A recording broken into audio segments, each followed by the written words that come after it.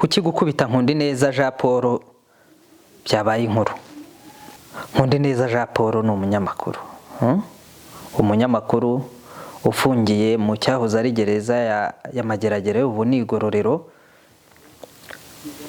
ubwo ri mu mujyi wa Kigali, by'umwihariko mu murenge wa Mageragere mu karere ka Nyarugenge. Yafungiyemo ashinjwa ibyaha bitandukanye.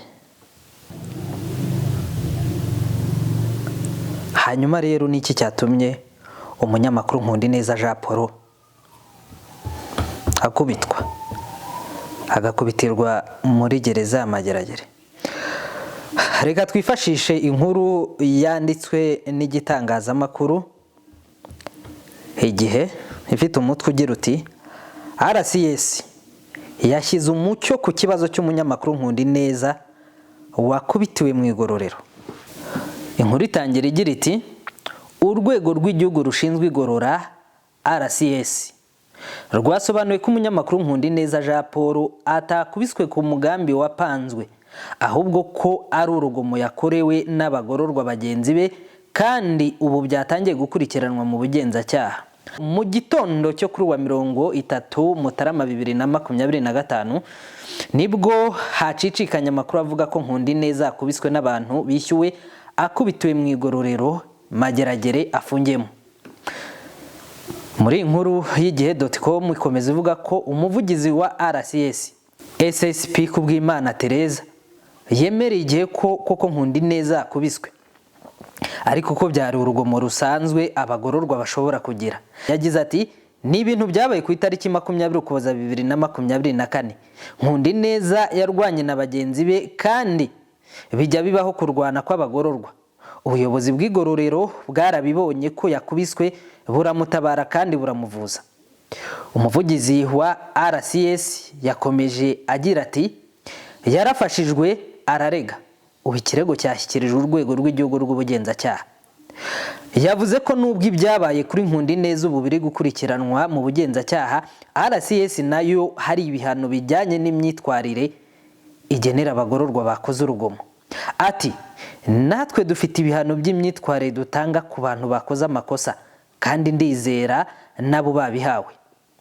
Tubashyira ahantu habonyine bagasobanurirwa amakosa bakoze, kuko nk'umuntu warwanye utazi icyo yahoye undi ntiwamurekera mu bandi kuko ashobora kubikomeza. SSP Kubwimana Tereza, ubwo ni umuvugizi w'urwego rw'igihugu rushinzwe igorora, yahakanye ibyo kuba Nkundineza yarakubiswe ku mugambi wateguwe. Ati nkibibona iby'ikiraka nibajije niba ari RCS yagitanze ari leta se cyangwa undi muntu, ariko igihari nuko yarwanye n'abandi bagororwa. Uyu muvugizi abajijwe icyo Nkundineza apfuye n'abandi bagororwa bakamukubita kugeza ubwo akomereka, yirinze kubisobanura. Avuga ko kuva byarashyikirijwe ubugenzacyaha bishobora kubangamira iperereza. Komeza igira iti ubusanzwe umugororwa akoreye ikindi cyaha muri gereza akakiregerwa, aburana afunze, yagihamwa n'urukiko igihano ahawe kikiyongera ku cyo asanzwe afungiye. Nkundineza Jean Paul yatawe muri yombi ku wa 16 Ukuboza mu mwaka wa 2023, ahamwa n'icyaha cyo gutangaza amakuru y'ibihuha ku itariki 31 Nyakanga 2024. Yahanishijwe igifungo cy'imyaka 2 n'ihazabu ya miliyoni 1, ariko asonerwa amafaranga y'igarama y'urubanza afunze, kuko yaburanye afunze nako. Iyi ni ifoto ya Nkundineza Jean Paul. Ahangaha yari mu rukiko yagiye kuburana. Ni inkuru Igihe.com yanditse, ikinyamakuru Igihe.com cyayanditse uyu munsi ku itariki 3 z'ukwezi kwa mbere, ubu ni muri Mutarama muri 2025. Kirangije kisohora saa 5:02. Yandikwa n'umunyamakuru w'iki gitangazamakuru witwa Leonidas Muhire. Ngayo nguko umunyamakuru muri gereza mu igororero, nako gereza ntabwo bigikoreshwa kubwo nyuma y'igihe yuko inzego zitandukanye zibisuzumye zikabona ko idakwiye kuguma kwitwa gereza kandi ikigambiriwe mu by'ukuri ari ukugorora, ikitwa igororero, nubwo nyine hari ikibazo cy'uko mu magereza nako mu bihano bihabwa abantu cyanditswemo yuko ari ibifungo, aho kwandikamo yuko nyine ari igihe cyo kugororwa. Umunyamakuru Nkundineza Jean Paul yakubiswe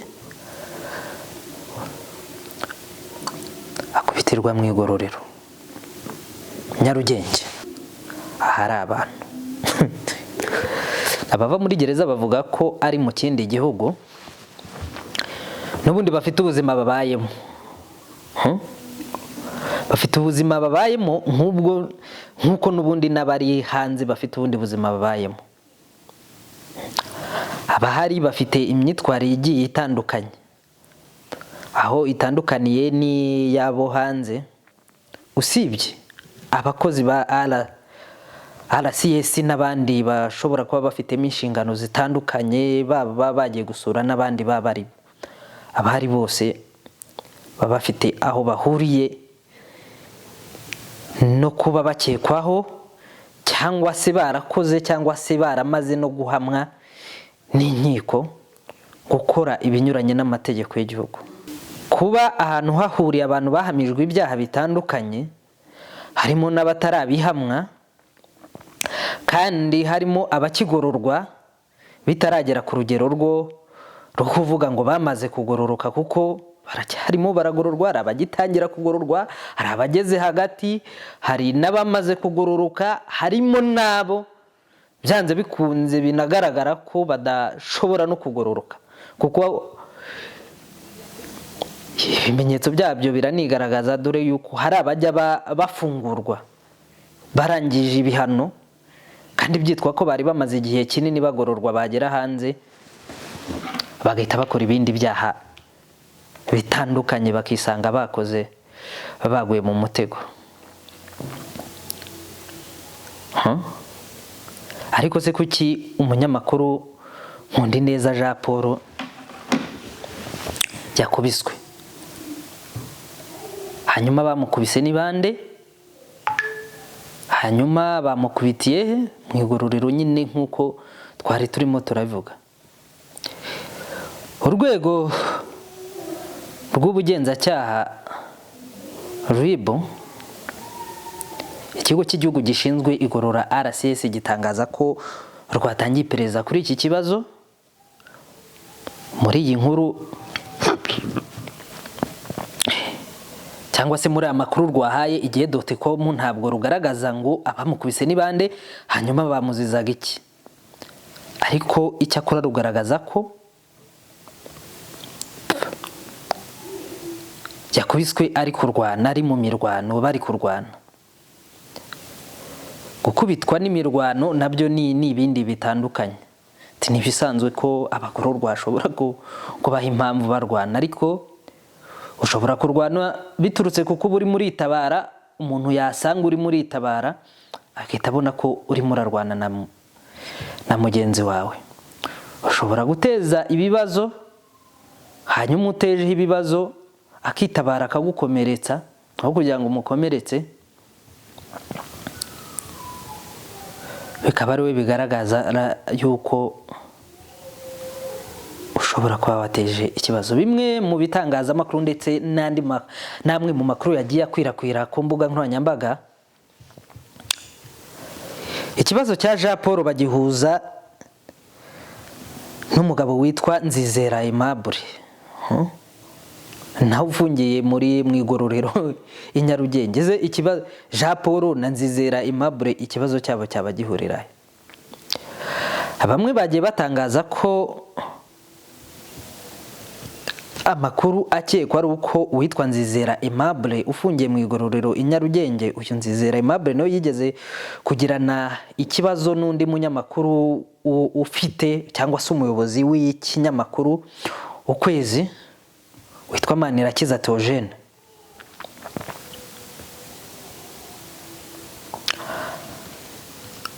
Amushinja ko yamwatse ruswa kugira ngo atamusebya cyangwa atamutangaza amakuru amusebya. Hanyuma Theogene aza gutabwa muri yombi akurikiranweho kwaka ruswa no gukangisha gusebanya.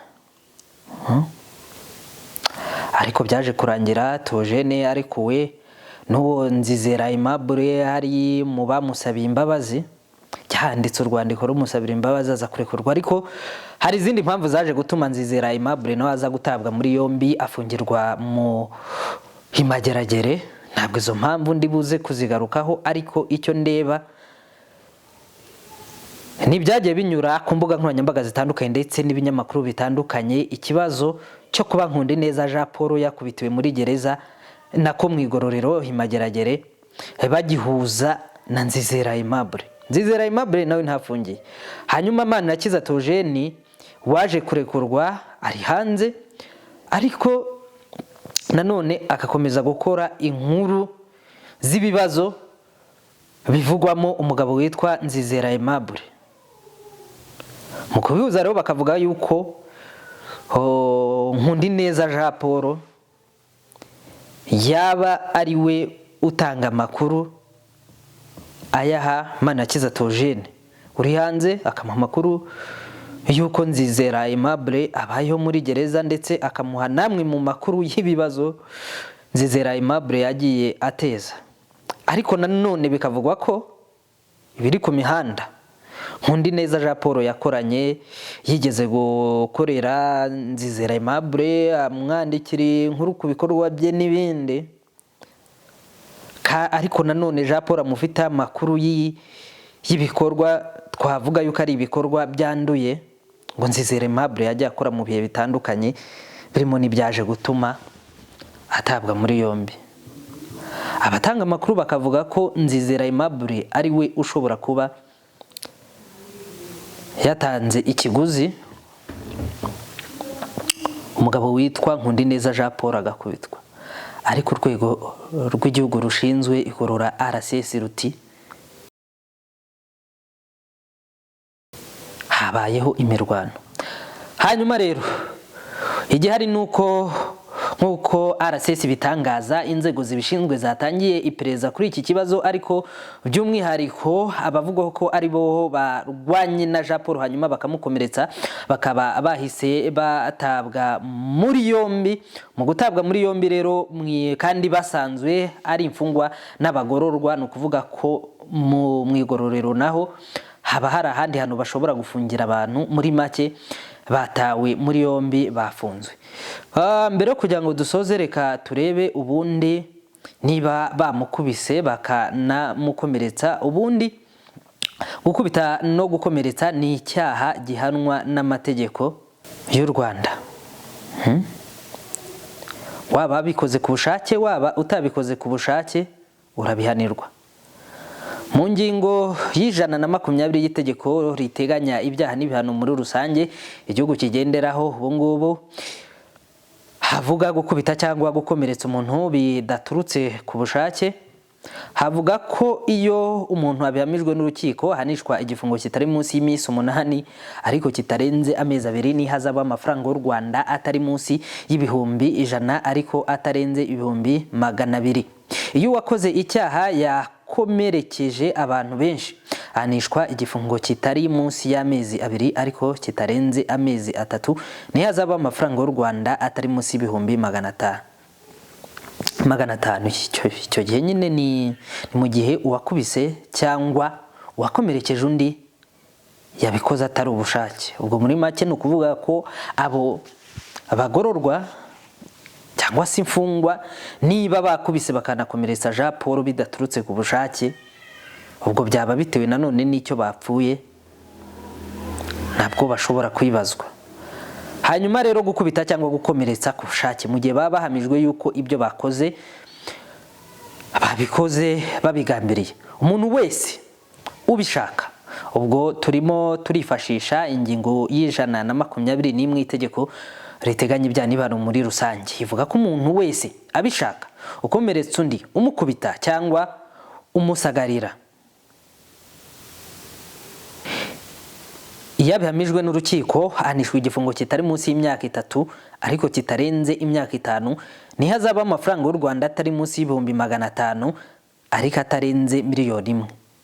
Iyo icyaha cyakorewe umwana, umubyeyi, uwo bashyingiranywe cyangwa umuntu udashobora kwitabara kubera imiterere ye ku mubiri cyangwa ku bwenge, ahanishwa igifungo kitarenze imyaka 5 ariko kitarenze imyaka 8 nihazaba amafaranga y'u Rwanda atari munsi ya miliyoni 1 ariko nanone atarenze miliyoni 2. Iyo gukubita cyangwa gukomeretsa byateye indwara cyangwa kudashobora kugira icyo umuntu yikorera, igihano kiba igifungo kitari munsi y'imyaka 10 ariko kitarenze imyaka 15. Iri tegeko rikomeza rigenda risobanura ibindi bihano umuntu ashobora guhabwa bitewe n'ingaruka cyangwa se uwo yakoreye icyaha cyo gukubita no gukomeretsa, ariko nanone by'umwihariko ku bushake. Kayo nguko rero ibyo umunyamakuru Nkundineza Jean Paul wakubitiwe mu igororero hafungiye i Nyarugenge Mageragere, hanyuma akakubitwa n'abandi bagororwa, ariko abo bagororwa bakaba nabo bahise bafungirwa mu igororero i Nyarugenge.